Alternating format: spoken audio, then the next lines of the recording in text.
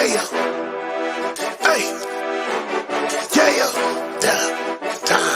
hey, in the ring, yeah. Downtime in the ring, yeah, you know we get it on. Downtime's in the ring, we gon' hustle till it's gone. Downtime in the ring, yeah, you know we get it on. Downtime in the ring, yeah, we got it till it's gone. Downtime in the ring, yeah, you know we get it on. Downtime in the ring, yeah, we hustle till it's gone.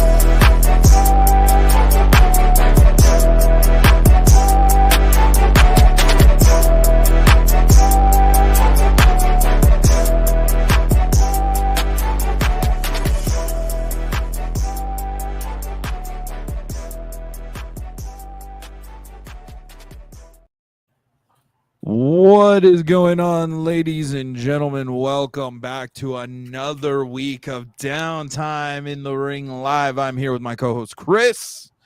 This is going to be a very quick episode. We're not going to be here too long, but we are going to talk about basically what's going on. So this week, we do not have an interview this week, and that is going into the fact that we have a lot of things planned in the works that we're trying to get done. And life be lifing, and life be lifing, and life be lifing. So we didn't have an interview this week. Doesn't mean that we don't have any backlog. It just means this week we're relaxing. We're taking this week off. We're going to enjoy ourselves.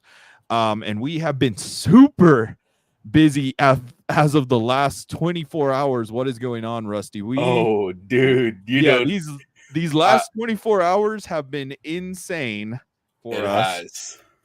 We can't say anything yet. We can only allude to what's been going on. We're super excited for the future. We're just super excited to be here, to be able to talk to you guys, to hang out with you guys for a little bit.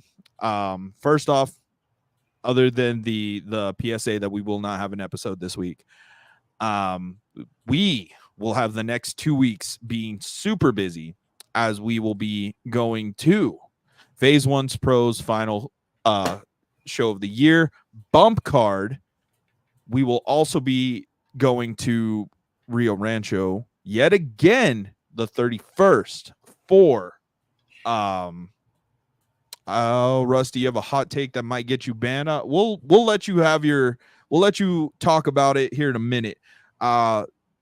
August 31st, Rio Rancho, New Mexico, Locked In by Duke City Championship Wrestling will feature their first cage match, which is amazing. We're glad to be a part of that, and we will be doing a pre-panel for that.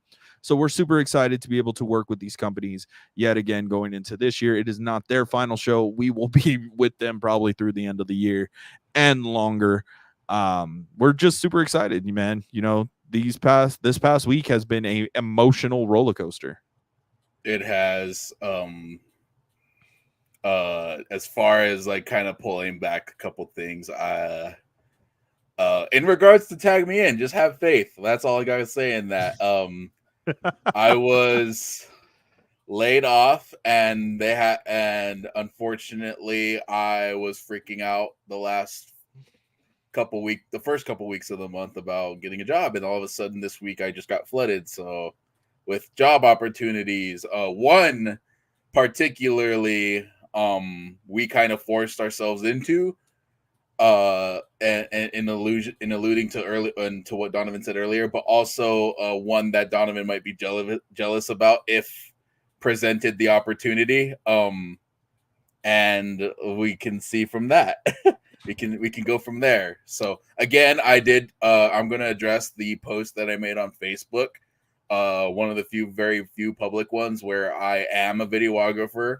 I am a motion graphics artist and stuff like that. So if anyone needs anything in that regard, like promo package or something like that, like something in along those lines, I've designed the opening of this show. I've helped out with a lot of the logo design for a couple of other projects and stuff like that, outside of me being a commercial one. So again, hit me up. My DMs are open. Downtime on the Ring, so you can see on the bottom right there, is also on there. So just hit me up. In that, other than that, I'm having a good day. Yeah, it has been a hell of a past 24 hours. We're I don't even know what kind of word to use. We're not gonna talk about it anymore. So Rusty, give me your take. Give me your hot take. Because it's either gonna be hot and get you banned, or it's gonna be hot garbage. We need to hear this, Rusty. In this segment of Downtime of the Ring, Curtain Call Hot Takes. Yeah, let's see. Let's see what your hot take is. Let's see. I'm kind of excited to see what we're dealing with.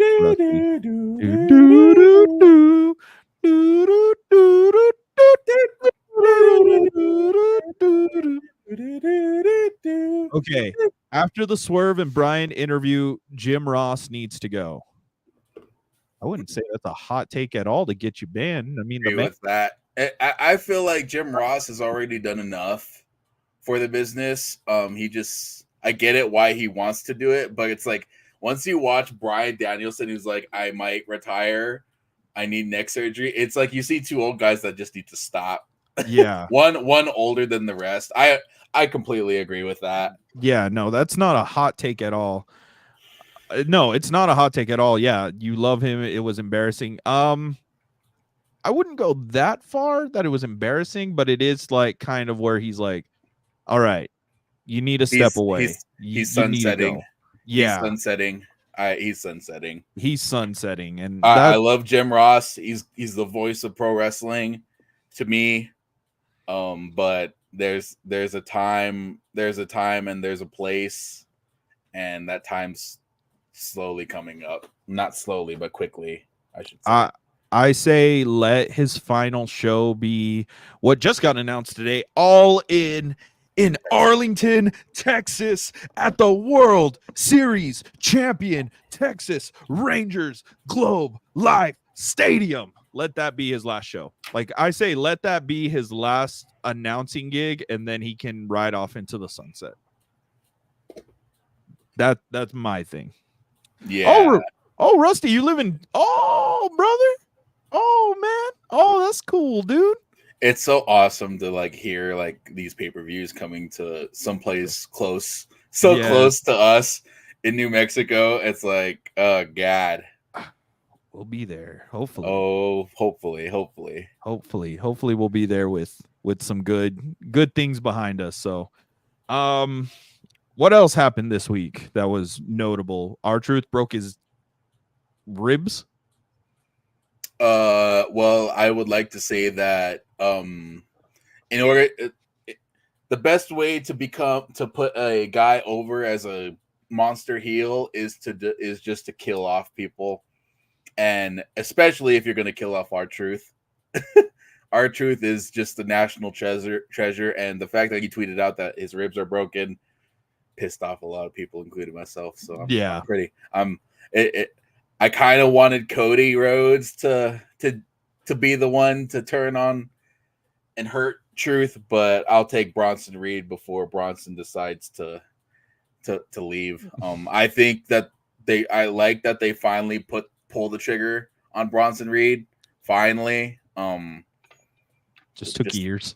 Just took a couple years. Understandably, we've my co-host here and our other friends over at the 2.5 Heels pod have some pink slip ideas for Bronson Reed. But I mean, it's if I know anything from this business from watching as a fan, it's like they're given chances and they have to make the best out of them. Like with the Chad Gable interview that he did with Chris Van Vliet, where like he was stuck with Shorty G, but he couldn't just scoff at the idea of doing Shorty G. He ran with it. And now look where he's at. He's in like 3 different storylines and he's thriving. So it's just a matter of take the blows as they come. There's going to be low points. It's the roller coaster called World Wrestling Entertainment. So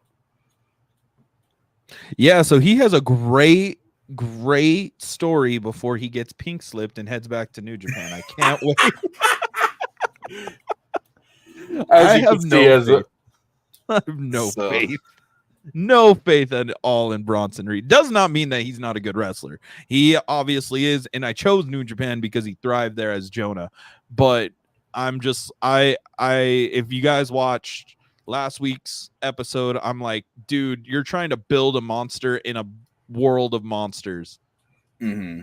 And you're not going to put anything on him because you just made Braun Breaker the Intercontinental. You just made Gunther the World Heavyweight. Unless Bronson Reed becomes WWE Speed Champion, there's nothing that's needed for him. There's nowhere he can go unless he is the one to dethrone Oba Femi and get his North American title back. There's nothing for Bronson Reed. Yeah, I think now that Otis is done with Oba Femi, and that was a great match. That was a really good match. Otis is so underrated when you give him something, he's gonna shine. But I think if they're gonna do this whole like, oh, you're gonna be on Raw, and then literally the next night you're gonna be on NXT, I think Bronson Reed should do that.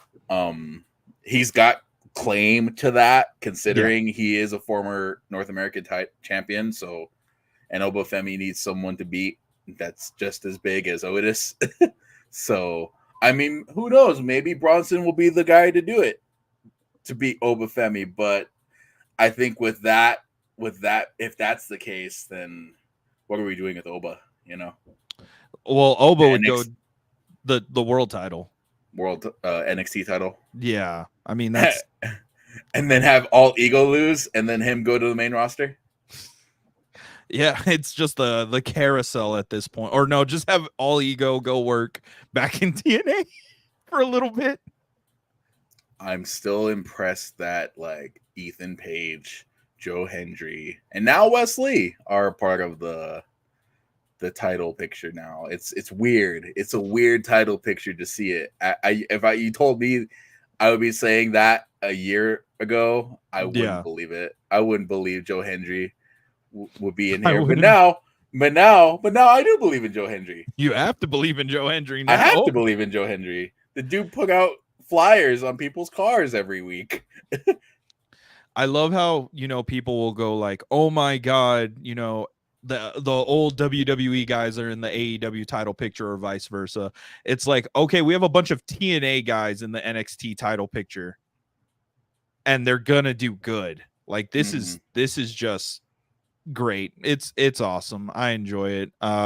Speaking of new titles, new NXT tag champs in Chase U, how are your feelings on that? I hate it. There's no point. Chase U's gonna have such a short reign like they did before. NXT and it, yeah. Oh, I don't like. Are we playing golf? I have no idea. Rusty said he would invite us to play golf. If it's Top Golf, I'm down. If it's golf, I hope you're not part of the club. I am trash at golf. But absolute if it's Top Golf, doggy doo doo. If it's mini golf, I'm really down. But if it's mini golf, bet, but not regular golf. Yeah, but if it's not Top Golf or mini golf, I can't golf at all. The new tag team champions, Ridge Holland getting his first title with Andrew Chase. Dog, I'm not excited for this. Like, it's weird because I've seen Chase U already as the champs, and it's like, what's the payoff? Yeah, I get that, like maybe Chase U's like, but the whole thing about them when they won the first time was that Chase U was going out of business. Yeah. And there was no real backing to that, but maybe I'm thinking, but maybe I'm not seeing the whole picture here. Maybe I'm just not tasting what Chef Sean is cooking at the moment, but I'm also still I'm kind of more on the train of what else were they going to do with Axiom and Nathan Frazier? Like with all that, because it's like, yeah, okay, if Axiom and Frazier won, who's next because the Rascals aren't a thing anymore. Which broke my heart. Yeah, so it's like, okay, but who knows?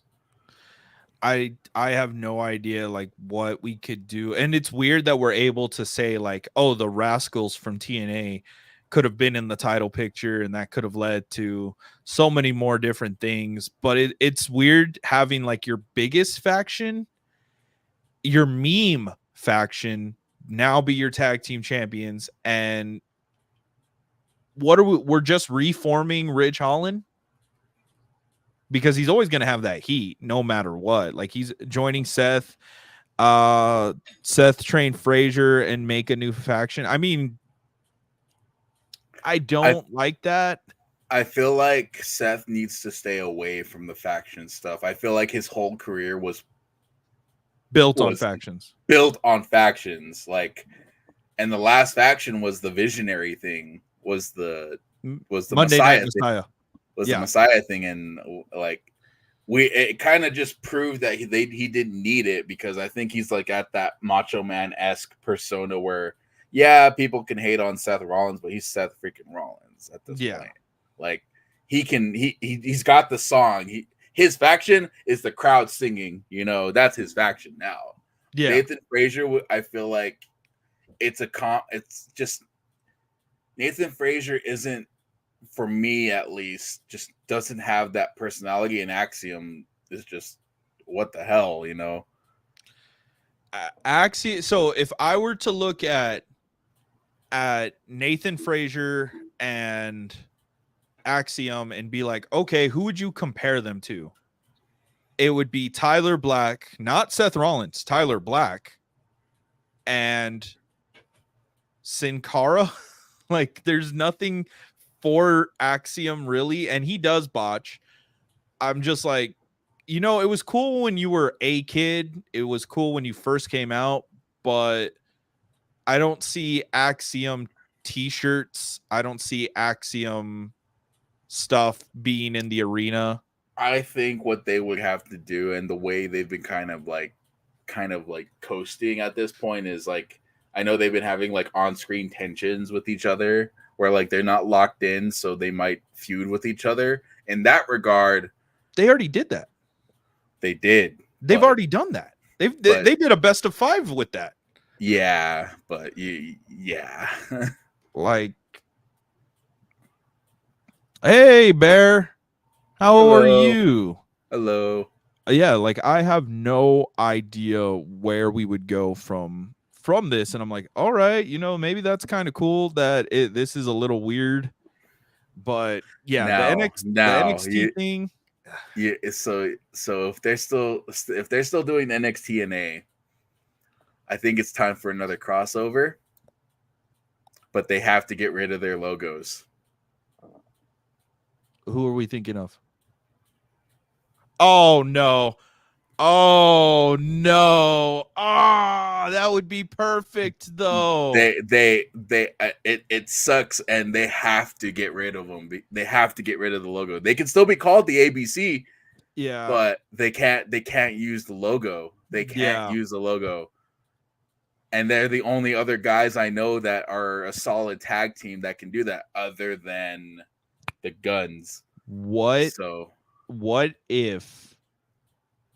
Because remember, that logo is owned by TNA, by Anthem Media. Oh, so wait, the Bullet Club skull is owned by TNA? ABC's version, not the New Japan's version. Because remember, ABC's is a little bit more cartoony. Yeah. Could work. I would like to see Ace Austin and Chris Bay just tear up NXT. I would love to see it. It would throw everybody off. It would be so insane to have that. Oh, but no. So now that I'm thinking about all this, ABC should show up to NXT. Luke Gallows and Carl Anderson are the first team to come back and officially kick them out of the club. Oh, that would be. Oh my God, Sean, please do it. Please do it. So Morgan, ironically, Morgan was asking this last week. She was like, "So why are you so excited for Ace Austin and Chris Bay?" Which I'll allude to something. We're trying to get something done. She was like, "Why are you, so high on them?" And I was like, "For one, they are fantastic wrestlers. Chris Bay is from this area. Chris Bay is fucking good. Ace Austin, I saw him come up Yeah. in TNA, and like, dude, that dude's gold. He is a former X Division champ. Yeah. And he held that shit during COVID pandemic era. Yeah. He is good. He is really, really good. And so I was telling her, I was like, because they're such good guys. And she was like, so,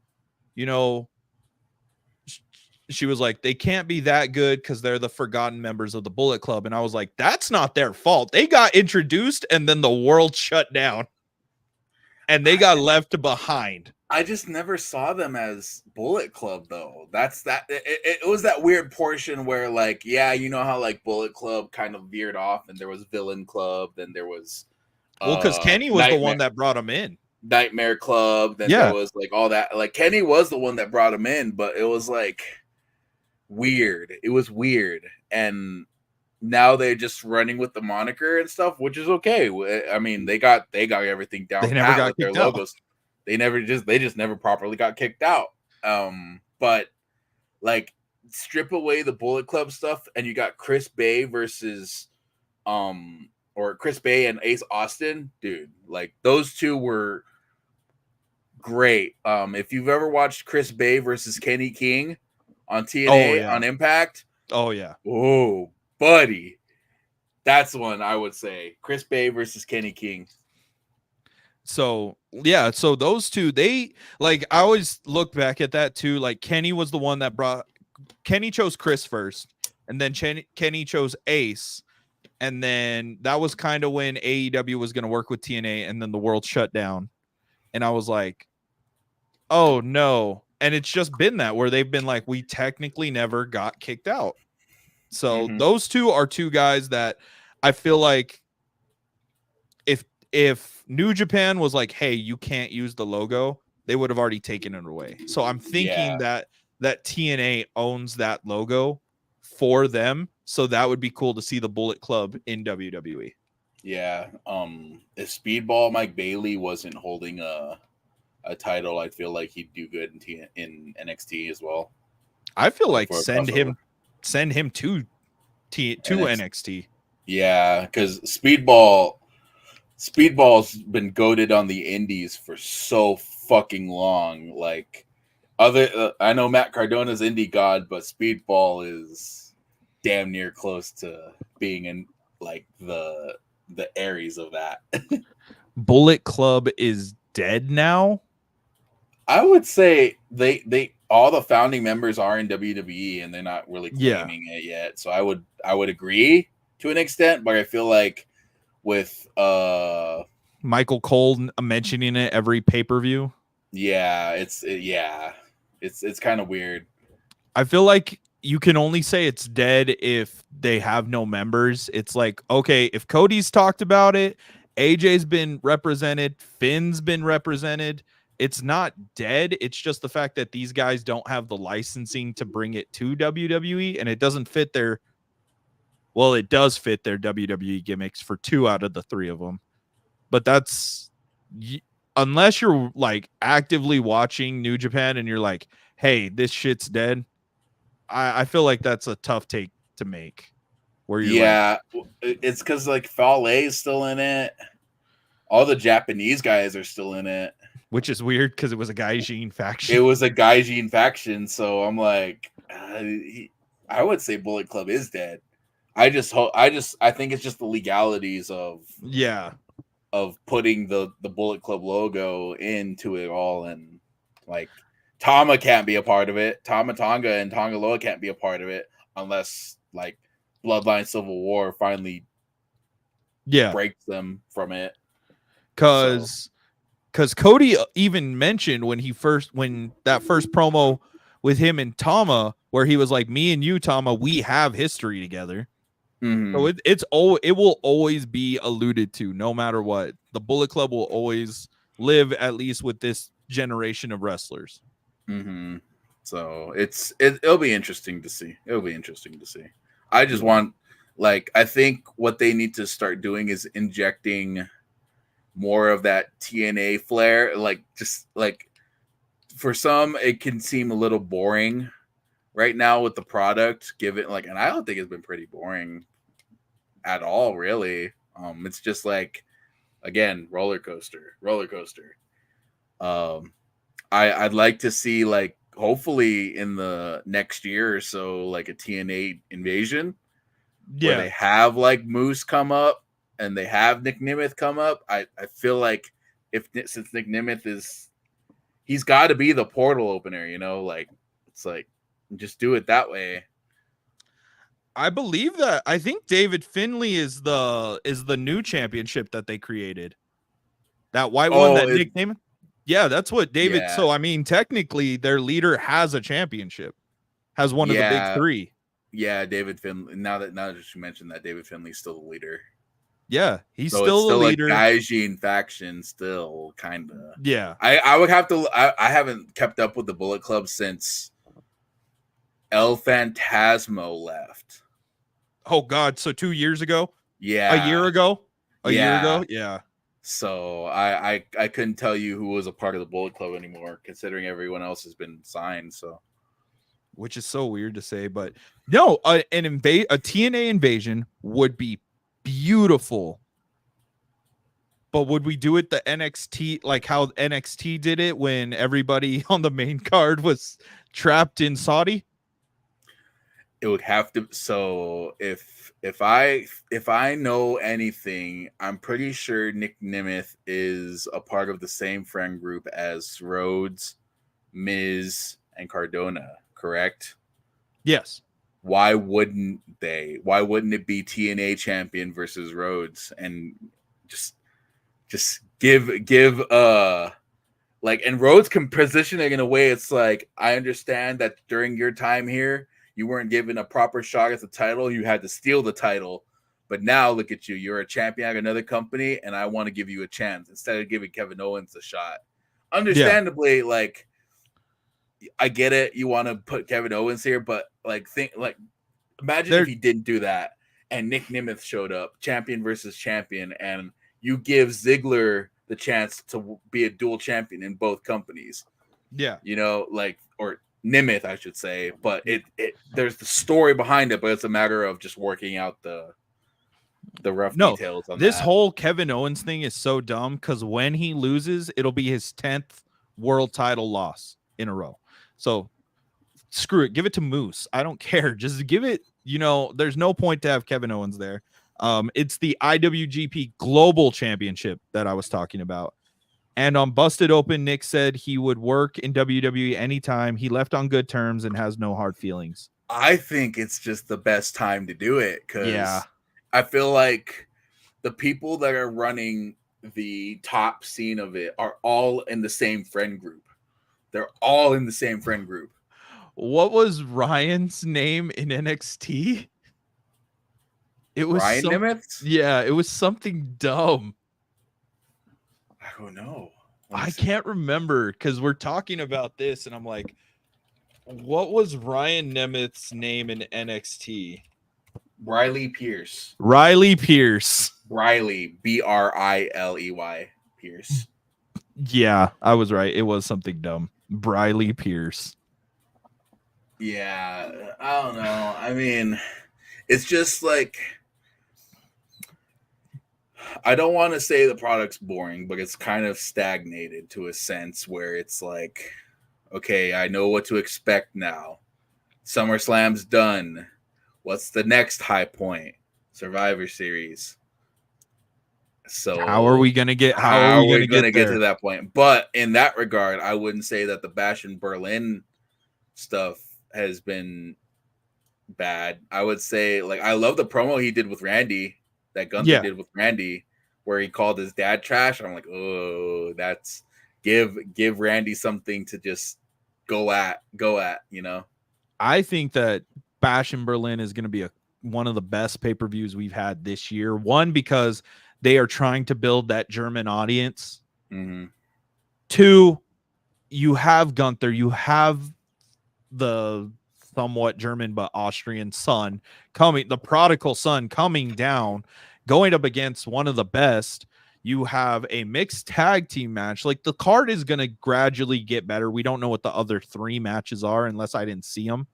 But I mean, oh wait, no. Yeah, a strap match between CM Punk and Drew, that was confirmed.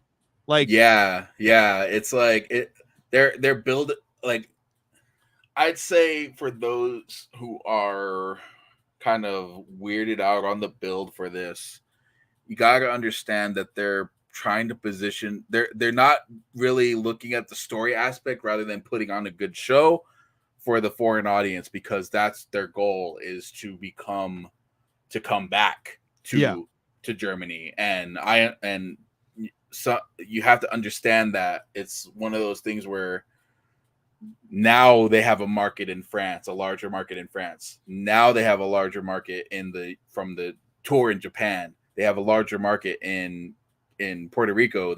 Now they're going to build the larger market in it's all in Germany, and it's all leading up to a London SummerSlam or a London Mania. It's probably a SummerSlam.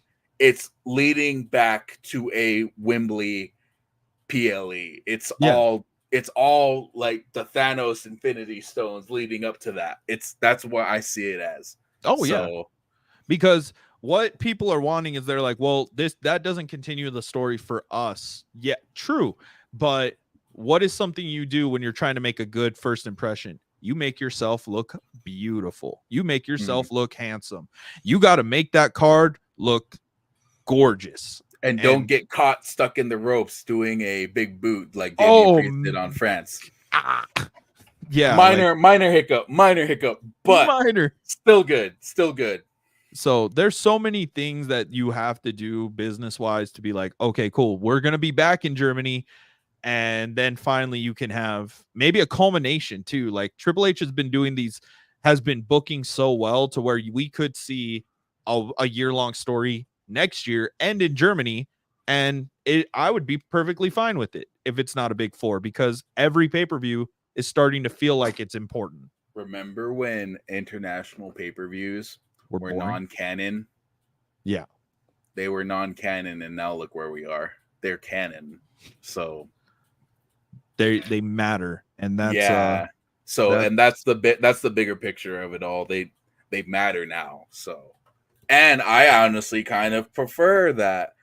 I like to see a rejuvenated crowd just go ham. I understand the disappointment of not having a PLE in the United States very often, but do you want WWE to become bigger? And it's one of those things where it's like you kind of gotta bite your tongue and go with because everything's going to get bigger and bigger and bigger, and then it'll stagnate and then get bigger again or drop depending on the next controversy. But other than that, it's like one of those things. It's a roller coaster. And I would say, Professor, that TNA is strong enough for a main roster push, because you got AJ Styles.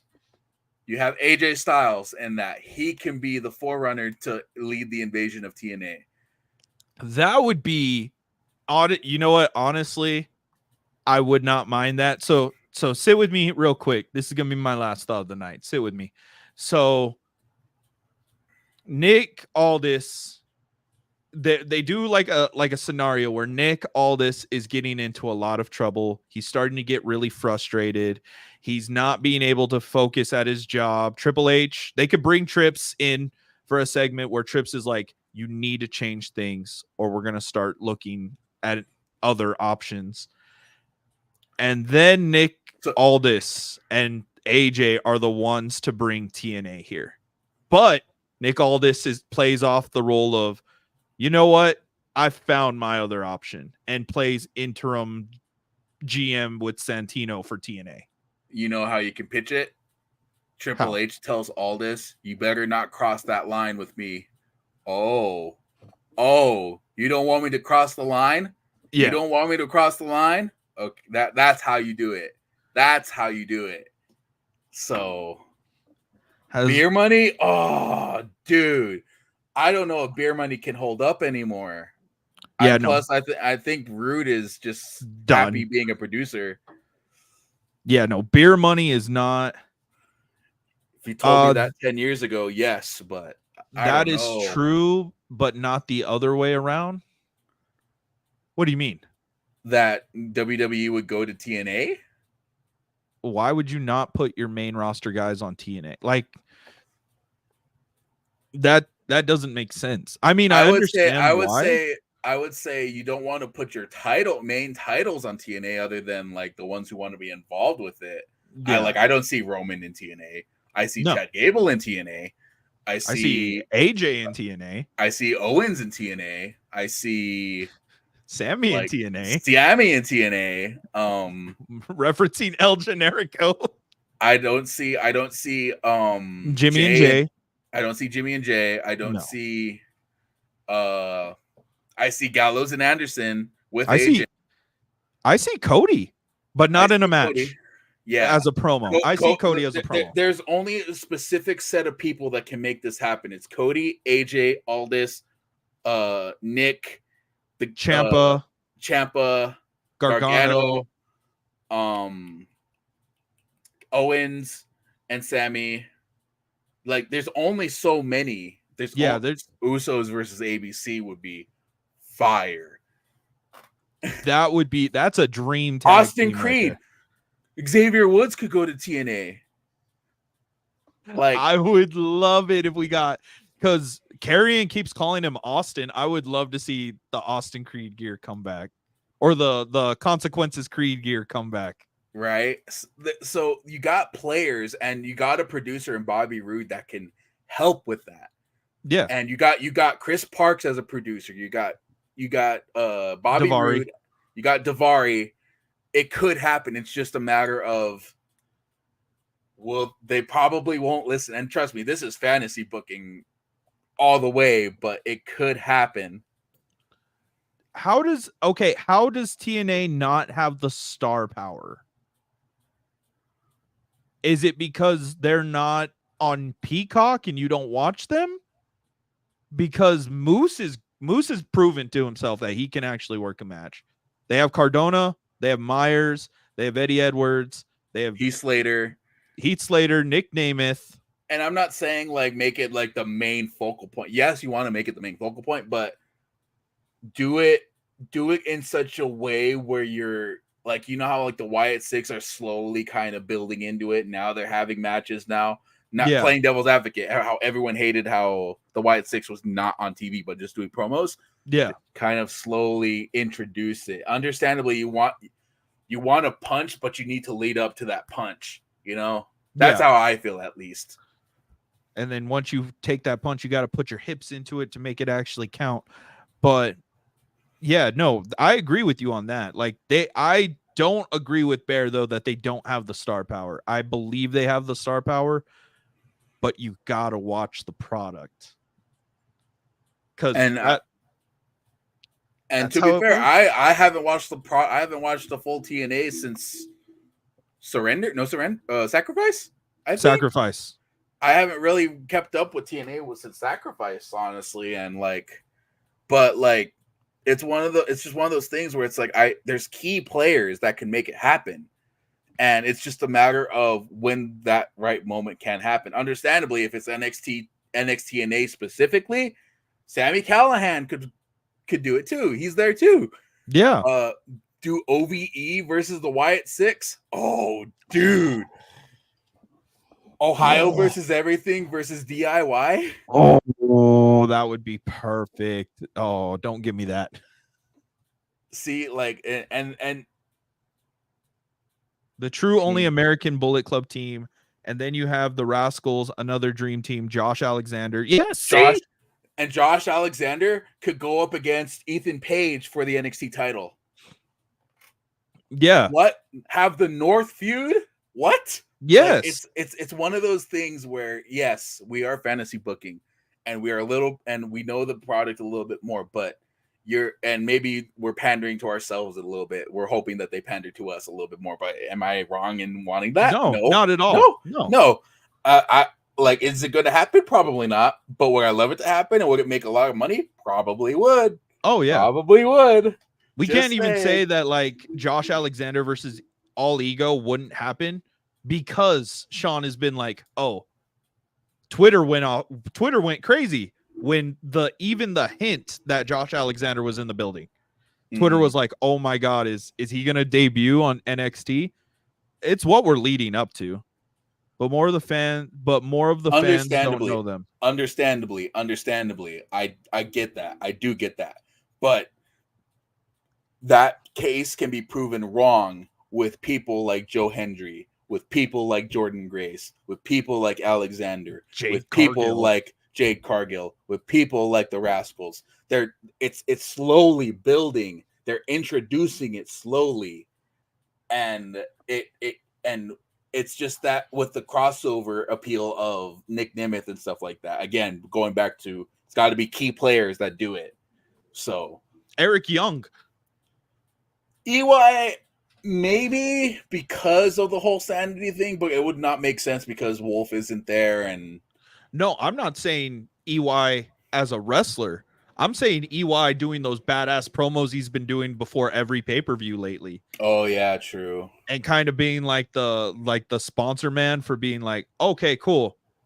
Well, we're gonna prove why TNA deserves to be here, and that kind of stuff. And to kind of like, before we get to the closing moments of this, we were planning on it to being like 30 minutes. 30 minutes longer. But I'm surprised we haven't done one where it's just me and you in so long. But I know. But prior to this, we were just fantasy booking the hell out of this. And I would say that if they decided to do it, let's say one morning Sean was like, go to Trips and like, hey, let's hire what's his name that got fired from there? Scott D'Amore, even though Scott D'Amore is doing anything. Like, let's say we offered Scott D'Amore a role, just a passing role on all this to help us kind of levy all this into a larger storyline. Think of it this way. WWE doesn't want to fuck with AEW. TNA doesn't want to fuck with AEW. AEW just got stadium shows. They probably secured their rights deal because they got All In and coming up next year in Texas with stadium shows coming up. What better way, and what better way if they wanted to be that way where it's like, fuck AEW, and I'm not trying to, and someone's gonna sound about that, but that's fine. What best way to combat that would be, okay, let's team up and let's put our own Forbidden Door pay-per-view together. Yeah. And Rusty, you're not wrong. And Chris isn't wrong for saying that. D'Amore did do it, but also we have to come to the realization Booker T owns Reality of Wrestling. You can own a company and still work with WWE. Bear is back, so it will go left quickly. Huh? I don't know. No, you're not wrong, dude. You're not wrong at all. Like, that would be the perfect thing. And then because AEW does CMLL, AAA, New Japan, and themselves. Again, and it's one of those things where it's go ahead. Pro Wrestling Noah, Marigold, TNA, and WWE for a Worlds Collide pay-per-view. There's your answer. Bear's on his mess. Oh no. Oh no. Man. But I would say I think there is a niche market for that. And understandably, fans will not know half the people, but that would be proven wrong because of people like Jordan Grace and Joe Hendry, who are there and they are training at the PC and they're being introduced to the fan base on a lower level, So It's one of those, it's like, it's slow build, and I'm actively seeing it slowly building to something like that. Now, if they ever pull the trigger on it, probably won't. But if they did, would they not make a lot of money out of that? Just saying. They'd make a ton. All right. As we begin to wind down, thank you, ladies and gentlemen. This wasn't supposed to be as long, but we did enjoy this one. Like I said, there is no interview this week. Nothing really. Remember to head over to the Patreon because I was supposed to, like I said, this week has just been mentally taxing for the both of us. I'm actually going to add I know Brady is in the area too, so I'm super excited for us to be able to, or hopefully we're going to try and push to be able to go to All In next year. I'm actually going to be doing, I increased the autograph giveaway and I added 3 more gentleman cards into it. One being Buddy Matthews when he was in WWE, Zack Ryder, and ironically, because we've been bringing him up a lot, a TNA signed Bobby Roode, Robert Roode. Is it Robert Roode when he was there? Yes, Robert Roode. Yeah, Robert Roode. So I'm going to do a couple of giveaway winners. I still haven't picked the date yet because the Patreon's so new and we have 2 vlogs up. I hope you guys enjoyed this episode. Any final thoughts from you, Chris? No. Again, if the product is stagnating, just push through. We've all been through it, through the down periods of, oh shit, this shit's stale, like I'm not interested. But believe and trust the process. It's we say this shit's been boring, and then we're like, oh my fucking god, that pay-per-view was fire. Yeah. I can say from you and me, like, hey, we think this build has been boring, and then all of a sudden, oh fuck. We're like, dog. Like what? And I am going to represent Tama Tonga. Yes, he's been badly hated. Take all that hate and put it to the ray gun chick that was breakdancing at that. Tama don't deserve that amount of hate. Yes, I get it, but at this point, I feel like he's just playing all of us. He's doing it purposely. So I'm on the team Tongaloa. Yeah. Team hype up Tongaloa. He I think at this point he's just having fun with it. He's like, how can I mess up and make this worse? Yes. And I think I just feel like Triple H is just like, these guys are shitting on you. Keep doing it. So, but all right, ladies and gentlemen, like he said, you can head over to the Instagram Downtime in the Ring. Go follow us there for more updates. We alluded to a lot of stuff at the beginning of the episode, but we can't tell you anything, to be fair, until we're ready, because we can. So I hope you guys have enjoyed this. I hope you guys head over to the Patreon. Go look at the vlogs. You kind of get like a whole background of how me and Chris are when we're on the road. When we're talking to these people, when we're hanging out at promotions. So I hope you guys enjoyed that. Remember, P1P next week, bump card. We actually got to sit down. So next week's episode will probably come out a little bit earlier, not on Saturday, because we actually got to sit down with Ray Basura, the creative consultant for P1P, and we got to go over the actual match card with him. And then the following week, yet again, Duke City Championship Wrestling is hosting Locked In at the Rio Rancho Event Center, 3,000 person arena. We're super excited for professional wrestling here in New Mexico to be. That is the biggest show possible in the state of New Mexico. So we're super excited for that. We're able to help and do some pre-panel work and do all of that. We love you guys. We appreciate every single one of you that has been through, watching with us and, just supporting us so far. But yeah, this week we're going to take a week away from interviews and we're just going to relax, especially with like I said before, these last 24 hours have been crazy, and we will see each and every one of you in the next video.